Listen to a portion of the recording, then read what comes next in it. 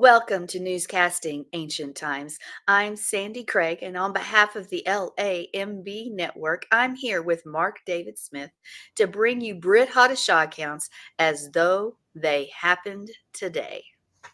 Welcome, everybody. I trust your week has been blessed and you've been a blessing to everyone you've come in contact with. Well, Sandi, I'm excited about today's report.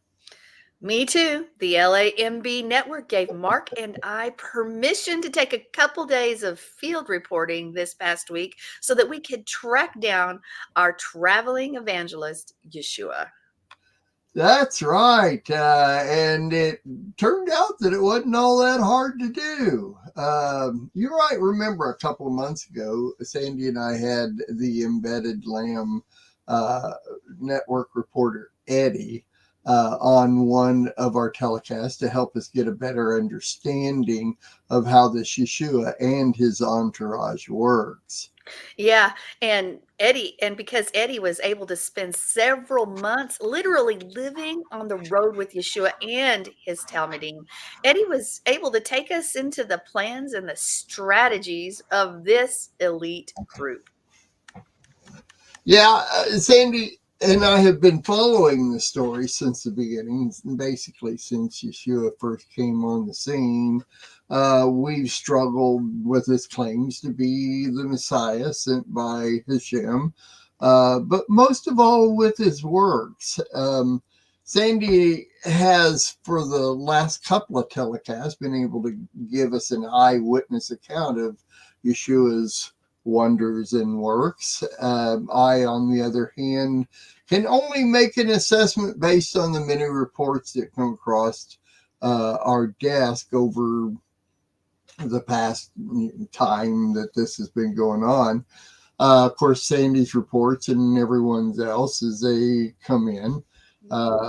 Well, we've both struggled with this scenario. Yeah. I guess we'll see after we've had a chance to contemplate this new information and we both complied based on our last outing. That's right. As Sandi said earlier, we were both able to go out together into Jerusalem in search of our story. No matter how it turned out, we were both ready to confront this development of events. Yes. And I'm glad Mark was able to go with me this time. Don't get me wrong. Watching Yeshua heal someone or give someone a specific word for their dire circumstance and watch that word take hold and change a person's life right in front of you is amazing. But watching Yeshua as he ministers to people in so many ways is a whole different narrative. I truly have been never seen anyone talk with someone in need and relate like Yeshua has. It was as though he was going through the exact same thing. It's like Yeshua has lived their life and suffered through their afflictions. Well, I have to say, after this last excursion, this trek into the world, so to say, I see this man's way of life completely different. You literally have to see it, rather experience it, to even start to get a glimpse into his world and how he sees it. That's right. I was informed earlier this week that Yeshua was staying for a few days at a valued, safe friend's house in Jerusalem. From this report, we had several weeks ago by our embedded reporter Eddie, when Yeshua stays at this particular place, it's like this house is a hub and allows Yeshua to branch out into the city to minister to people. So Sandi and I decided to work from this report and start our search for Yeshua at this house. When we got there, there was already a large crowd gathered, and our first thought was that this is going to be a nightmare having to follow in with a large crowd and try to get some kind of reading on Yeshua. Pretty much we thought we might have to trash this venture and try again the next day. We assumed that Yeshua was still in the house we didn't know when or even if this was going to happen.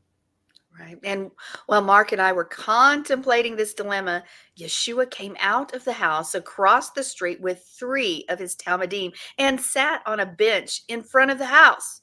At first, we thought we were too far in the back of the crowd to get anything good, and it turned out Yeshua was right there in front of us, but across the street. Yes. So Mark and I looked at each other and both smiled as we saw Yeshua. That's And when right. he walked out of this house, he had this huge grin on his face, like it was funny to see him, that we were thinking he was somewhere else or somewhere, and he wasn't. That's right. It was a little different. Invisible. That in itself was huge to me, Sandy.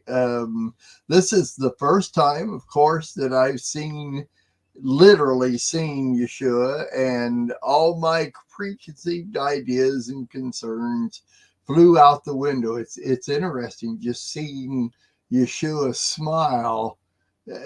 Just in itself was different, even though you don't know this person, you know. So, I mean, it was almost like he's human. It doesn't he doesn't have this glow around him, like the pictures of angels and all that, and he doesn't have a halo like they say the gods and angels have. I mean, you get these preconceived visions. This man may, or rather, be perceived to be holy, but Sandy, he is human. He smiled, he grinned, and then he talked. Boy, when you go all the way. we we both took notes on what happened next. Well, what So, happened next, Mark? well, all right. Well, once the crowd realized Yeshua was right there behind us, behind all of us, it's like they swarmed in reverse. It's interesting. Sandy and I turned around, saw what we did, and started across the street. And then I think other people around us noticed, and it was almost as though they swarmed in reverse. It was kind of weird looking. Sandy and I had already crossed the road when everyone else was still gathering their bearings. It was crazy, but we were now right there, only 3 feet away from him. The three Talmudim that had exited this house with Yeshua were now keeping a perimeter line so that he wasn't thronged upon. Within a couple of minutes, several other men and women showed up from the sides to help regulate the crowd. I can only suppose they were his Talmudim also. Okay, that's how we got there. But Right. as Mark said earlier, both of us took separate notes of what Yeshua talked about, and that's what we want to give you now. All right. Well, I'll start here. One of the things I noticed is that even with a crowd of, let's say, 30 people, and there were, of course, a couple of Torah teachers, they kind of follow him around, debate him, I think. No one brought him someone to heal. And he knew it. I mean, we hear all these reports of him going around healing everybody, but here we were in this instance and so many people, but I thought that was a little different. Sandy and I both prepared a few questions we'd been wanting to ask Yeshua, but before anyone could say anything, one of the two Torah teachers standing to the front of the crowd said, "Rabbi, we want to see a miraculous sign from you." It's like they weren't asking. It felt as though they were almost commanding Yeshua to perform for them. And this plays right into what I've been perceiving all along. I think most people, especially the Torah teachers, believe he is just a common street magician performing acts. Sandy, I have to admit, once again, it's Yeshua's whole countenance during all of this that was different for me. from the time he walked out of the house smiling, almost to show that he can be social and enjoy the fun parts of human life. Not like he's some god or big name prophet with an attitude. Though I will have to say that his response to the Torah teachers, their semi command, turned very serious very fast. I noticed that too and agree completely. This is the third time I've seen Yeshua, and every time he comes off as one of the most caring and compassionate humans I've ever known. Yet, when he calls someone out, he holds no punches. It was very intense, very intense. You could cut the silence with a knife as he walked through the crowd. Every person was waiting for Yeshua's next words. It's his response to the Torah teachers in front of that house that really caught my attention. Okay, well, Yeshua replied to the Torah teachers, for their almost semi command there, and he said, "A wicked and adulterous generation asks for a sign. None will be given but the sign of the prophet Jonah. For just as Jonah was 3 days and 3 nights in the belly of the sea monster, so will the Son of Man be 3 days and 3 nights in the depths of the earth. The people of Nineveh will stand up at the judgment with this generation and condemn it, for they turned their sins to God when Jonah preached. But what is here now is greater than Jonah." I'm still trying to figure this one out. But anyway, Yeshua had been sitting down, but he got up and walked a short ways through the crowd, laying hands on people in an intimate way. I mean, it was not like he was going through healing everybody. He was connecting with the people, as though he was, each person's closest confidant. All this while it seemed he was purposely ignoring the Torah teachers. I don't think he ever even looked them in the eye. He heard their response or their comment, and he was given a response. After a brief pause, Yeshua continued with, "The Queen of the South will stand up at the judgment with this generation and condemn it. For she came from the ends of the earth to hear the wisdom of Shlomo, but what is here now is greater than Shlomo." And at this point, the two Torah teachers turned, made their way into the crowd, and disappeared. Sandy? Well, when I saw them leave, I said under my breath, "Cowards, weaklings, chicken." I remember, I know, I heard you. It's all I can do to keep from laughing. Good call, Sandy. I think all of us were thinking that. Okay, you've got the notes on the next thing Yeshua said, right? Yes, I do. And just like the other word from Yeshua, this word takes some contemplation. I'm with you. Yeshua, yeah, Yeshua watching the Torah teachers turn their backs on him and walking away once again with no response, he continued, "When an unclean spirit comes out of a person, it travels through dry country seeking rest and does not find it. Then it says to itself, 'I will return to the house I left.' And when it arrives, it finds the house standing empty, swept clean, and put in order. Then it goes and takes with it 7 other spirits more evil than itself, and they come and live there, so that in the end the person is worse off than he was before. This is how it will be for this wicked generation." Oh my gosh, Sandy.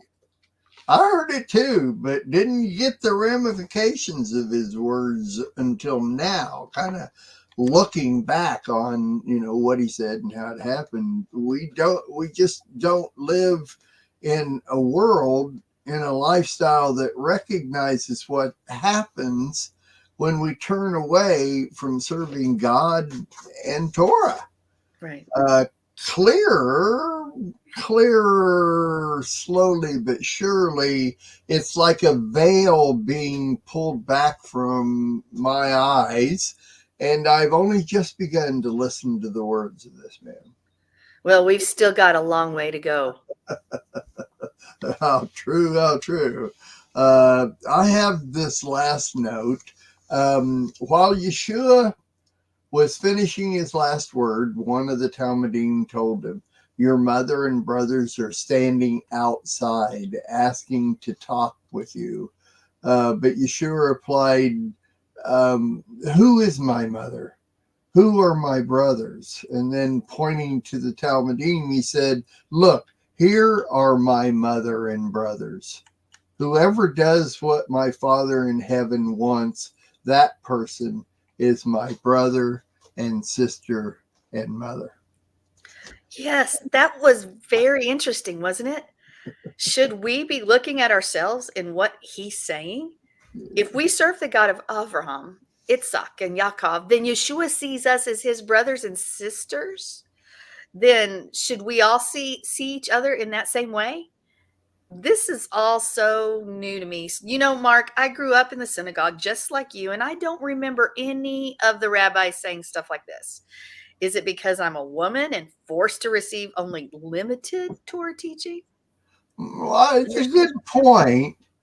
I hadn't even considered that perspective within all of this, but most of us men don't ever think about our studies from your, meaning a woman's perspective. I guess I never think about women learning Torah. It's just how our society is set up. Now that I think about it, of course that's wrong, and I have thought about that. As a matter of fact, I've learned a lot from listening to your perspective through the years. I guess I just never went there. Of course you didn't. That's not the way our civilization, that's not its way, nor is it That, humanity's. that's true. That's true. You know, watching Yeshua speak this past week, even though it was only for a few brief moments, he would walk right up to a woman and speak. That's literally unheard of in our society. I can only hope things like this change. Maybe we should get Yeshua to run for the high priest office and get some of these antiquated directives and ordinances All changed. right. Yeah. Yeshua for president. No, I don't think that. I think we've all said it. Just pat me on the back and say, let's go. Speaking of going, if I remember right, once he saw the Torah teachers leave, Yeshua gathered up the Talmudim that were there and strolled down to the lake, which was just around the corner. Yeah, that's right. But since you and I were already behind on the other reports, we came back to the studio and finished out the day. That's right. We never made it back to get any more of the story. Mark and I will stay on top of this story and follow up with any details we can uncover. Yes, Sandy, and I have noticed that most of the other news services have already dropped anything having to do with Yeshua and gone on to more medial news matters. I noticed that too, Mark. I really believe this Chronicle of Yeshua and his Talmudim could turn out to be the story of the year.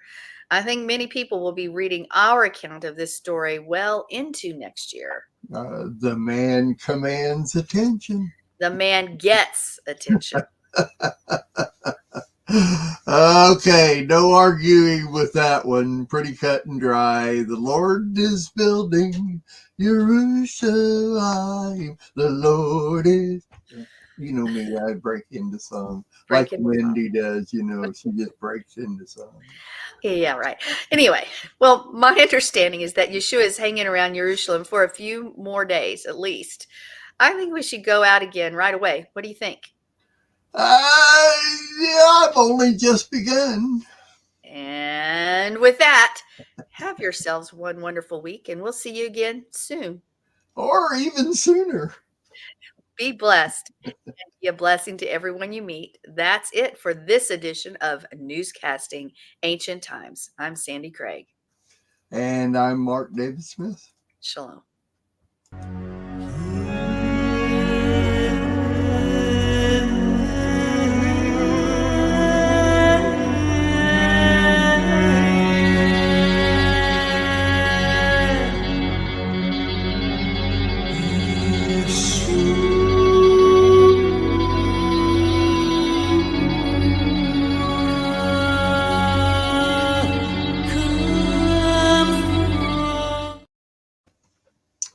Are we ever going to get saved, Sandy? Are we? I think we're getting closer, especially you. I think I was almost there, and you were far behind, but I think you made giant leaps this week. Well, I'll see where the script goes. I mean, it's the Holy Spirit that writes it. So uh, or I could tell everybody that all I did was put that into AI and let AI write it. Oh, okay. Well, yeah, right. But your hesitancy, it shows another flip of the coin, another side of the coin. So we've got the perspective of everybody that runs to Yeshua, then me that's semi there, and you that's holding back. Both of us held back some, and then you hold back the most. So that really gives us a bigger picture. So it's Yah's doing his job in writing this with you. So yeah. I wonder. I really do wonder in that day. What? Obviously, we don't live in that culture. We don't live. Obviously, never did then, so we don't know exactly where their thought patterns were or whatever. But I try to put myself in someone's position that is just finding bits and pieces like news stories and stuff, and their reluctance to commit, or it's a frame of mind. It's a Jewish frame of mind. It is, and I'm going to give a shameless plug because it fits right in. The messages that Eddie preached here in August that we're now going back over at Life of Worship and are going to continue with a big one on this Shabbat. It really helps clarify what I preached 2 weeks ago. All of this really helps clarify sort of the mindset of the times in that century and when Yeshua was running around, and it sort of puts a big picture of why people were flocking, and the Pharisees and were reacting the way they were reacting. And I will say this, after listening to Eddie and learning from Eddie Chumney and what he's been teaching and studying for this long time, he's taken out, basically 3/4 of a year and been teaching it to the leaders and then some to the congregations. It has really opened my eyes to what it was like in that time when Yeshua was here, and even right after he died and rose again. And so I'm like, I get it. I get it. I can see the culture better now than I ever have, and the understanding of the day and the hour. Not that I'm completely there, but I am more there than I was after studying and learning from Eddie and studying on my own and adding some things to it. And like I said, if you can, you can always go to Life of Worship and listen to those messages, but Mark's going to be playing those here on the Lamb Network and more. And it opens your eyes, really does. Yeah. Well, we can even talk about it more next week, because this week obviously is already set, and next week is already set. So we won't be starting to play those for a couple of weeks. But we can talk about it. We can kind of introduce that maybe next week. We can talk about it because the Life of Worship. How come I don't have that up right in front of my face here?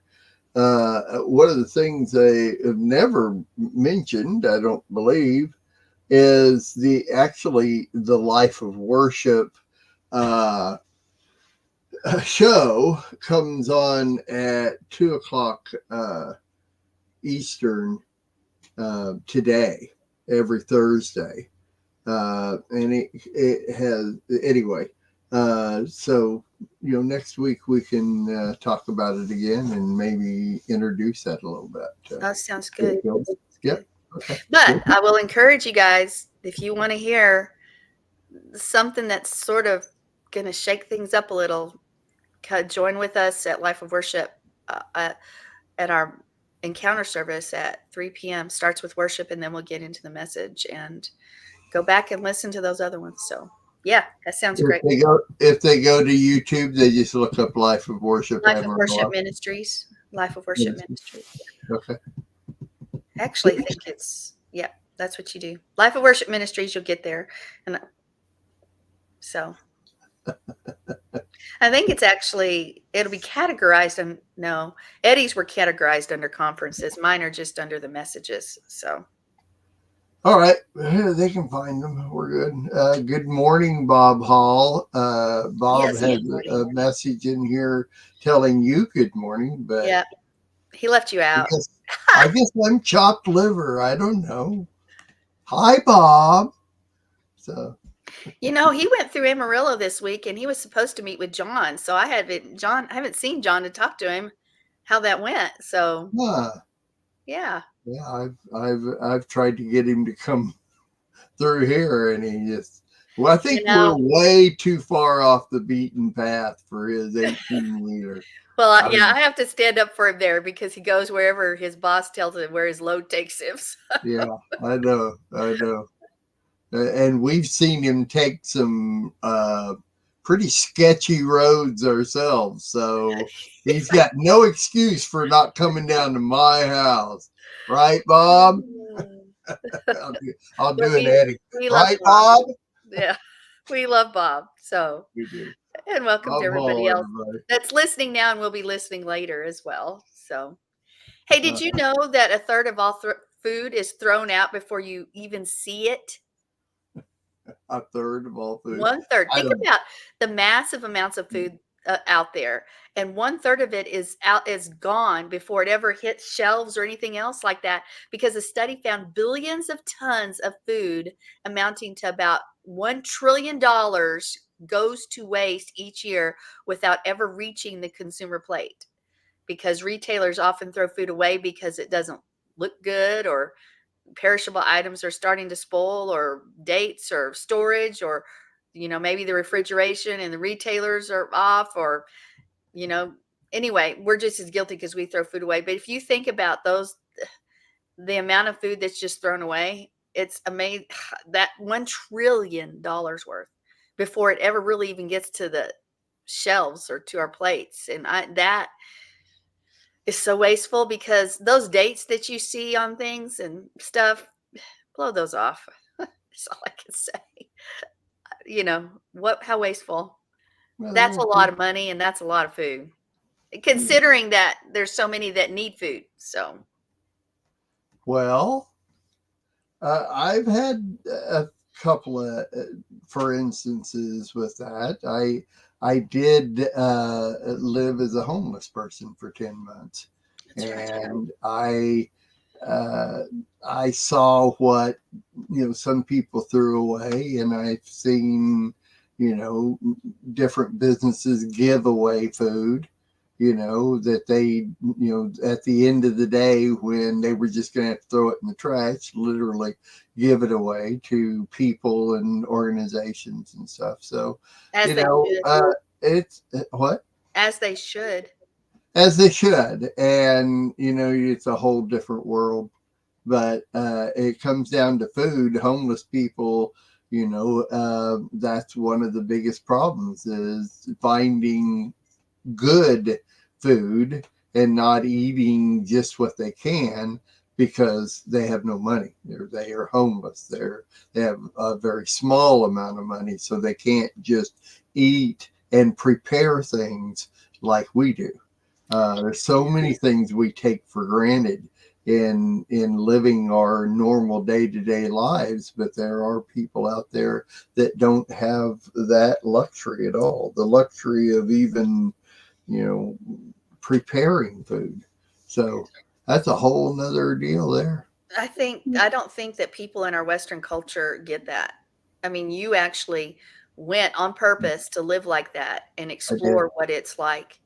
I did. And you have this perspective that none of us have. I have, from the perspective of when I worked for the Department of Human Services here in Texas. I did work with a lot of, I say people, but most of them were guys. There were some women and children too, but most are guys. And I was specifically assigned to them for food stamps and other helps and things like that. But um, we do not understand what it is to be hungry, and we do not understand truly what it is to have no resources, have no food, have nothing. And you have a perspective that we don't. I'd love for you to talk to us about that sometime in depth. I'd love to do it.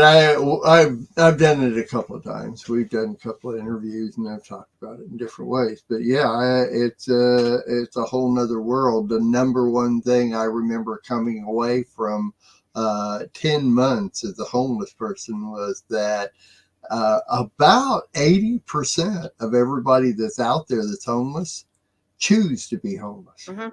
It's not that, we get this big deal in our country about all these poor homeless people out there that, society is kicked out and turned away and all this kind of stuff. It might be a little different today. There's been several years since I lived that way, but in that time, most of the people had another place to go. What about what about vets? Because you hear that a lot of the homeless are vets. Yes, but yet they still have family or organizations that will take them in and help them. There's even tiny house communities, showing up all over the United States where they are, housing vets and homeless people for, that can even turn into permanent places to live. But yeah,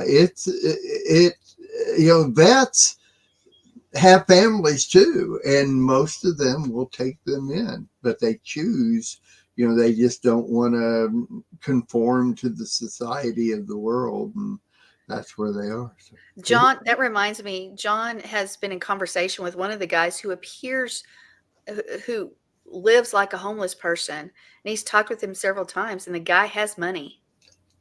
He has resources, and he says, "This is what I like. yep. I like this freedom. This is Yep. the way I want to live." And Yep. and for most of us, that's just baffling. But you are, as you said, you've been out there with them, and I've heard that from more sources than you, that it's a choice for many. Sure. Not all, but for many. It's a freedom choice too.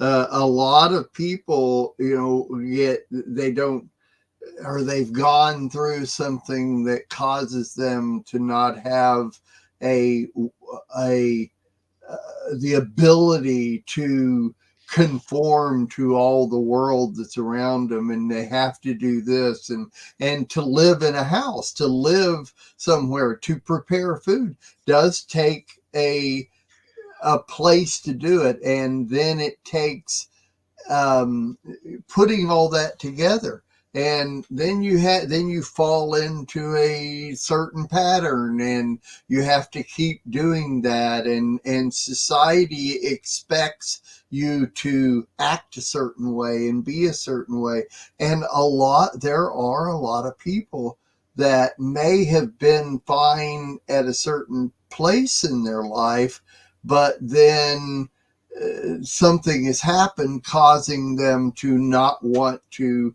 have anything to do with all of that. And it's easier once you find out that, yes, you can literally live and survive on the street, mostly when you're in a community of homeless people.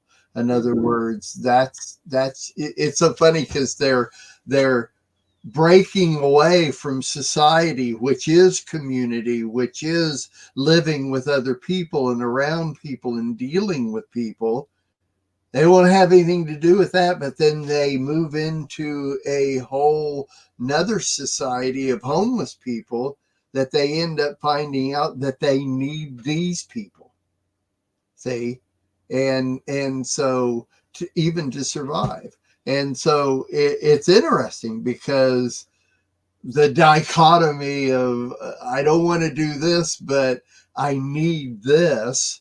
I just switch from one to the other, and I've seen that real big time. It's something people fall into, and I think the biggest part of it is freedom, and Really? drugs, alcohol, are plentiful throughout. People get their social security check and they take it and they go buy drugs and they sell the drugs and make more money so that they can live, so that they can do drugs themselves or alcohol, and then they can buy food and whatever they want. Some of them will get a motel room, like they'll all pitch together, like 4 or 5 people will pitch their money together and get a hotel room so they don't literally have to sleep behind a dumpster. And I have slept behind dumpsters before. I've slept on business balconies and all kinds of places. Wow. We're taking up our time going into the next half hour. Well, yeah, but what we're saying has significance as well. So, Yeah, I get it.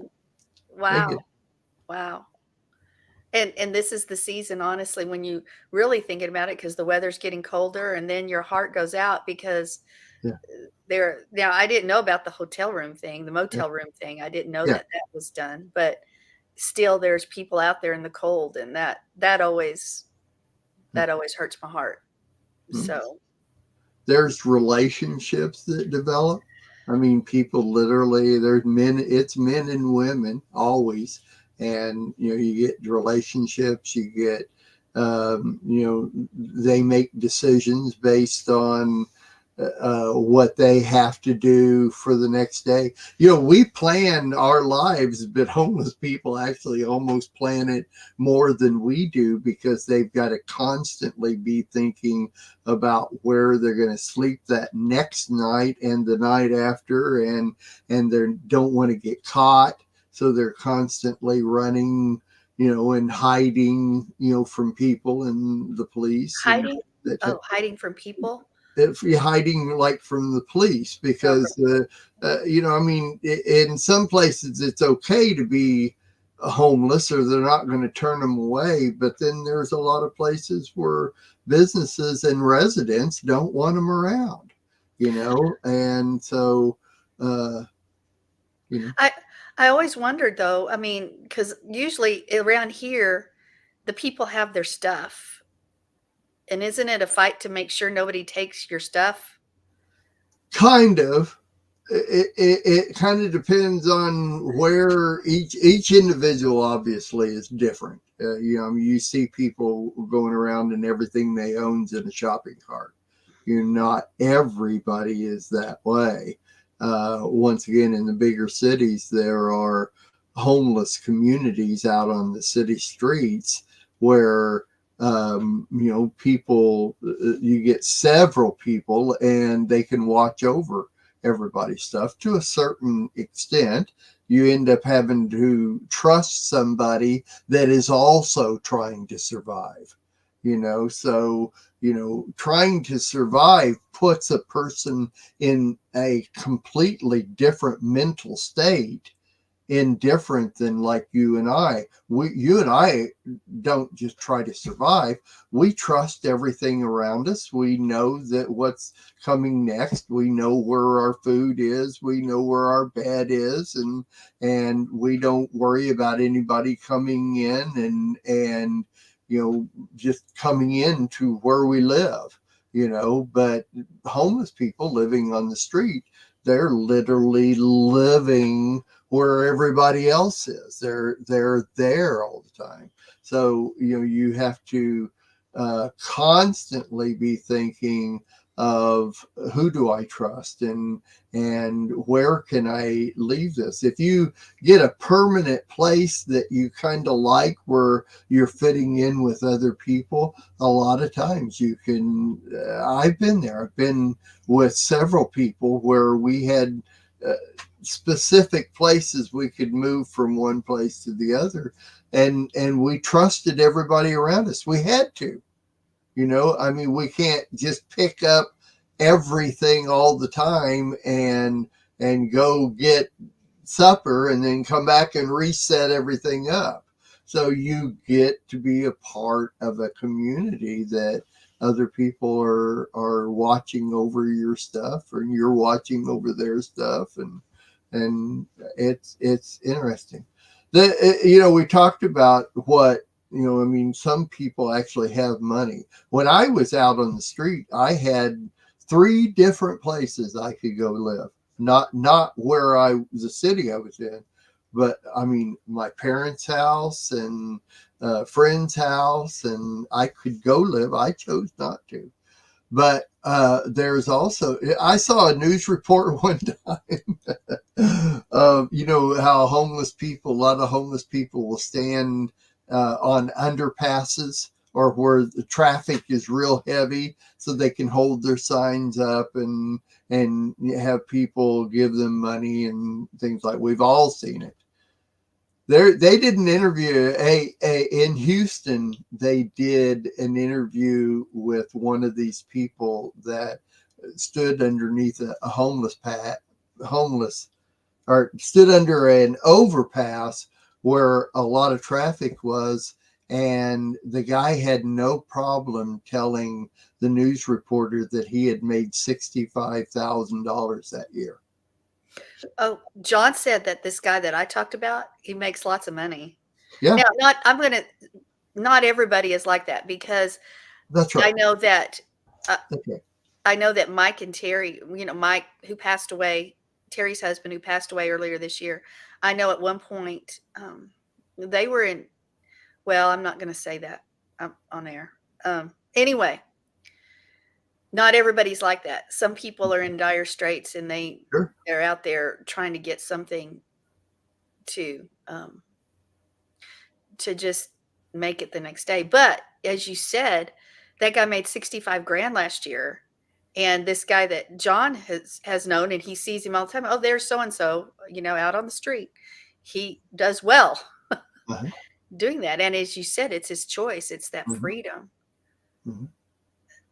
So that's just mind-boggling. So Well, one of the things that I've done, and I've known a lot of people that did, is it's where you park your play, where you park your stuff, where you want to stay, and it's the neighborhoods you're in.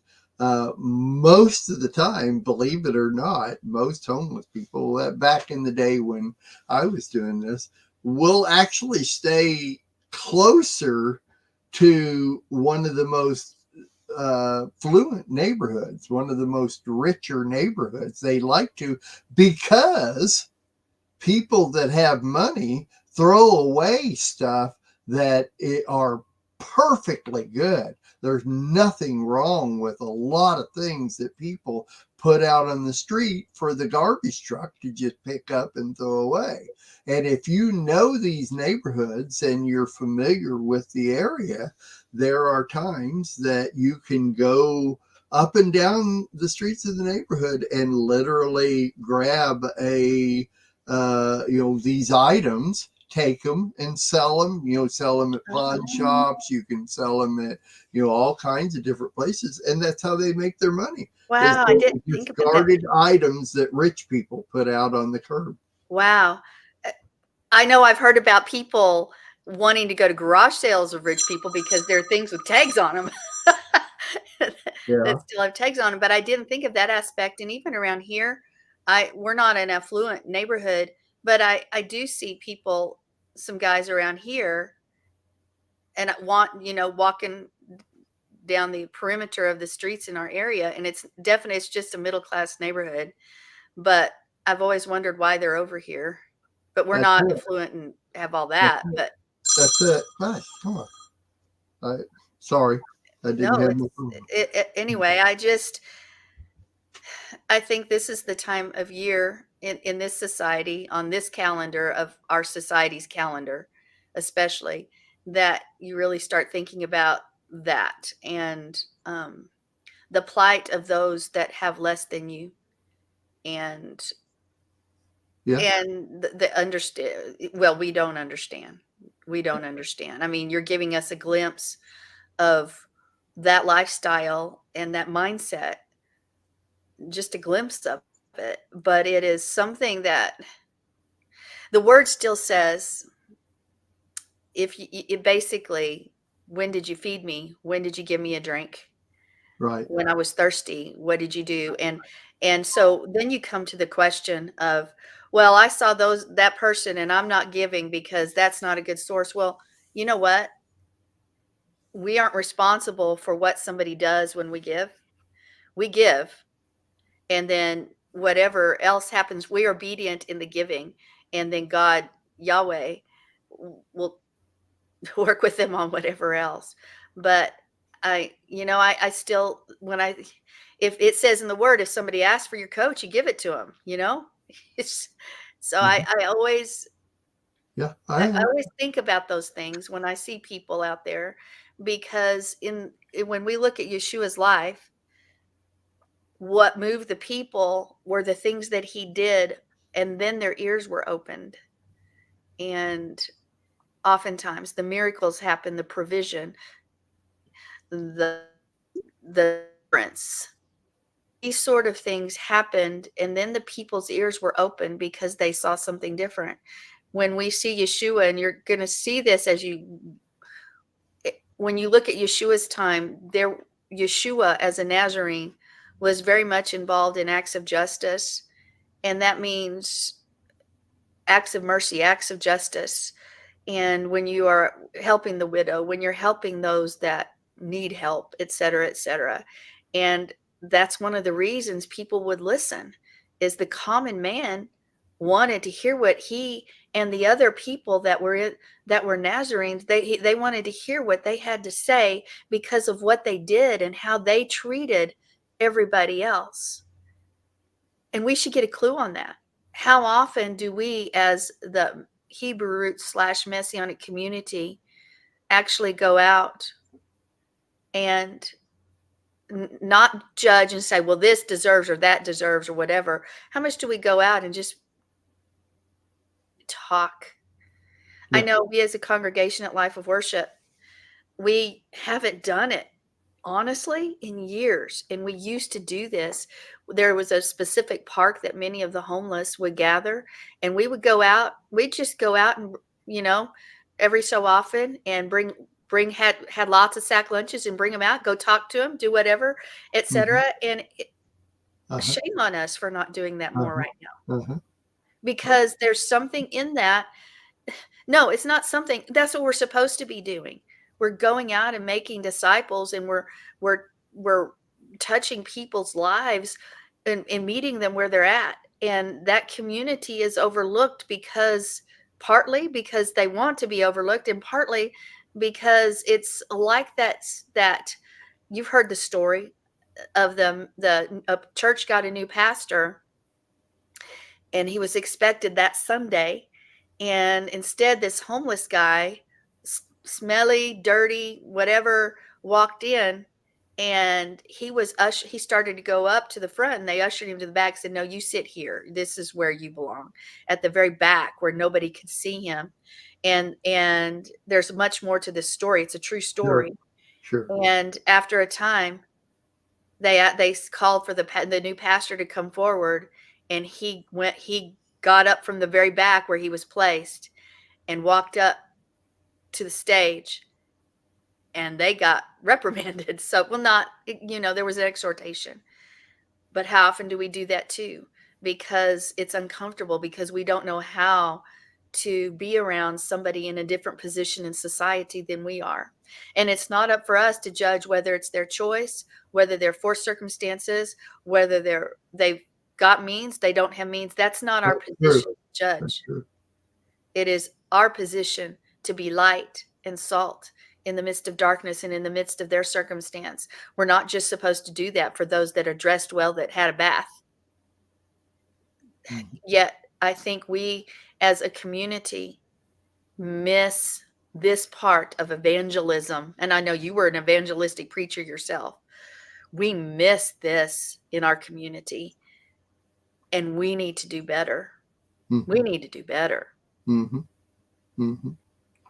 Very true. So, Very true. Very true. And probably worse on me because I've lived it and I know, I can feel the insides of how that all works and how it is. And I should be the one going out there and trying to find people that are homeless and talk to them because I can feel for them.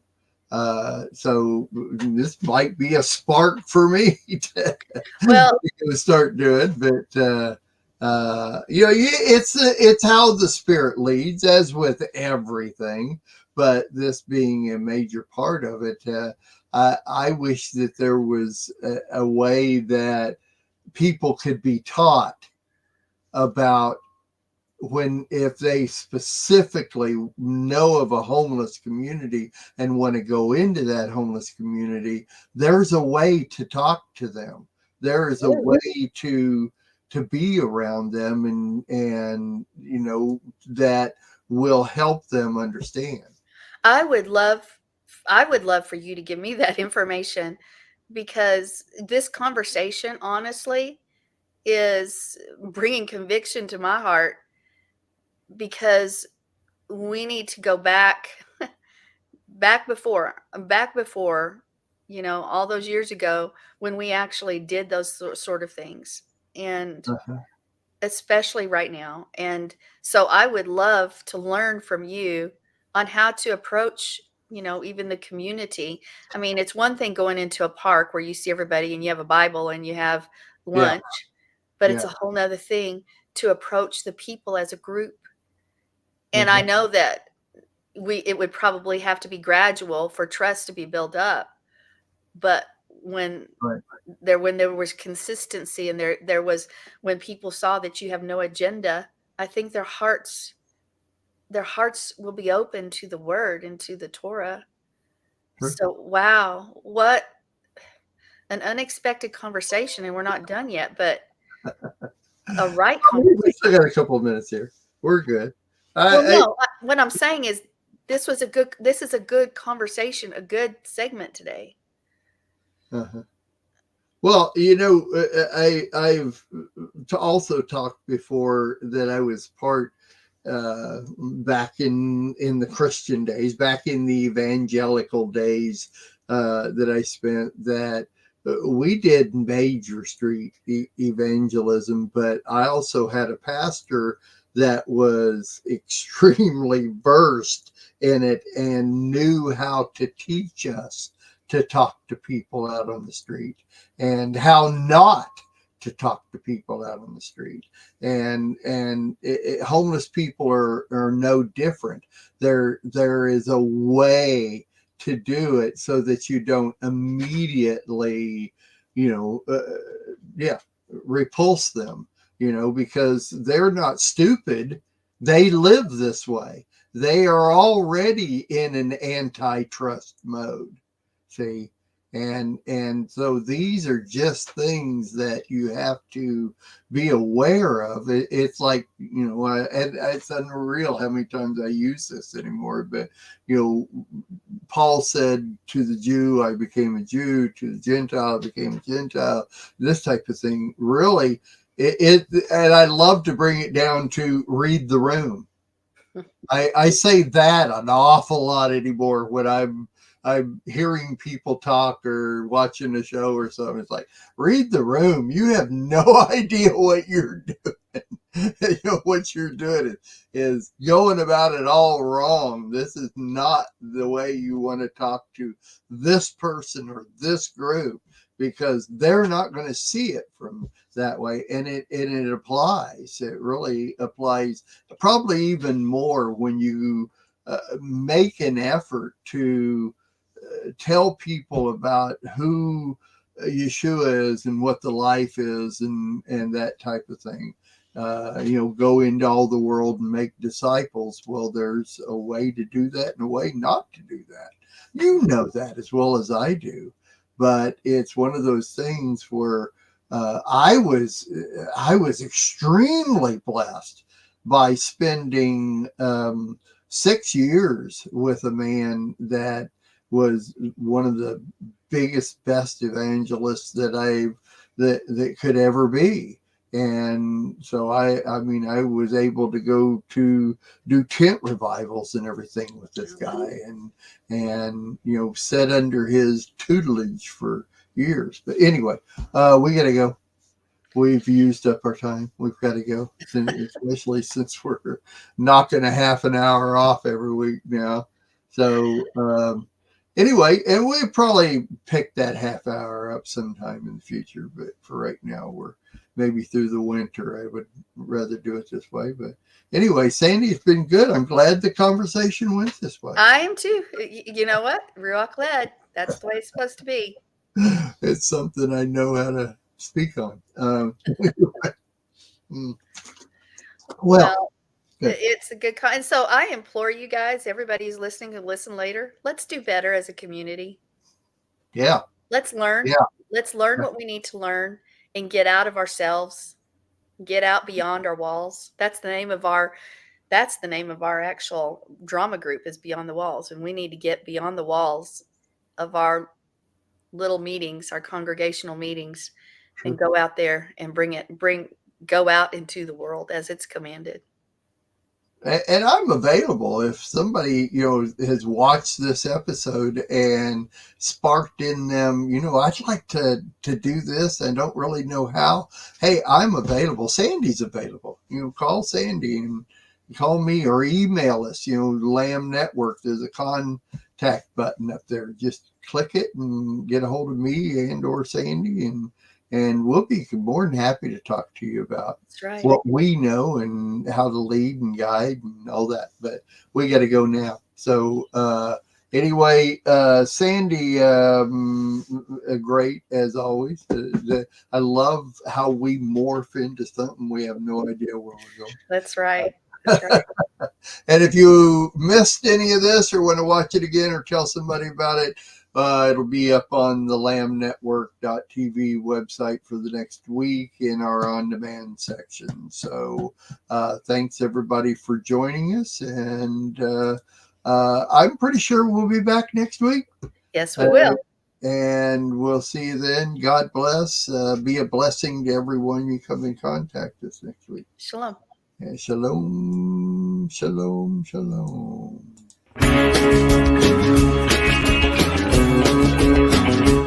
We are richly blessed to bring you what we believe is the fullest, most diverse, yet up-to-date progressive teachings, discussion, and prayer programming you can find anywhere on this planet.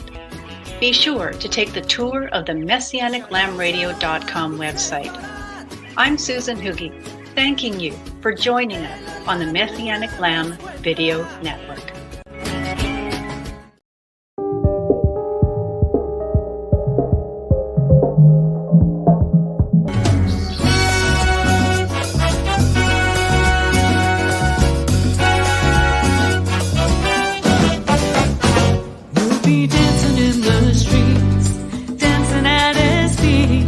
Dancing in the street.